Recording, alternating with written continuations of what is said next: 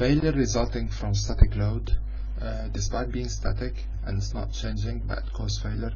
So let's do a little bit of introduction before we proceed. How efficient the design is, it relies hugely on how you're able to predict the circumstances under which failure is likely to occur.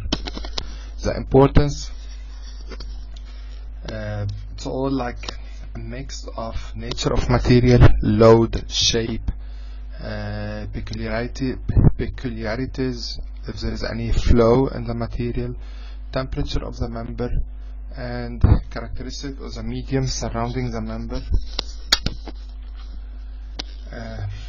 Well, this goes without saying.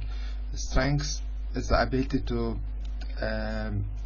withstand applied load and resist deformation. It results from the material identity, the treatment, and the processing incidental to creating its geometry and the loading. A static load is a stationary force, is not moving, not changing, or a couple applied to a member.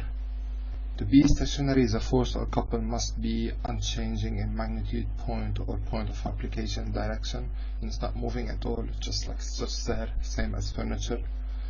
It can produce axial or compression, a shear load, a bending, a torsion load, or any combination of those. To be considered static, the load cannot change in any manner or magnitude, so it's just there all the time, it's not changing. I'm gonna take you like a step back to the difference between ductile and brittle. Well, you know it very well. So if we come here, well, how to say it is difference between ductile deformation and brittle deformation. If the strain is greater than 0.05 millimeter and have identical yield strength, that's often the same in compression as in tension, so we're more likely ductile. If it is less, so we're brittle.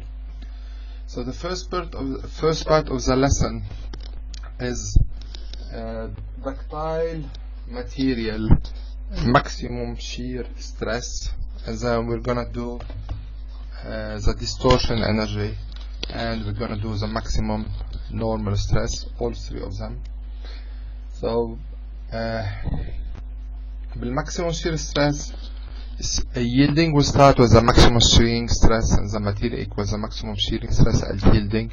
In other words, the maximum shear stress predicts that yielding begin whenever the maximum shear stress at any element exceeds the maximum amount.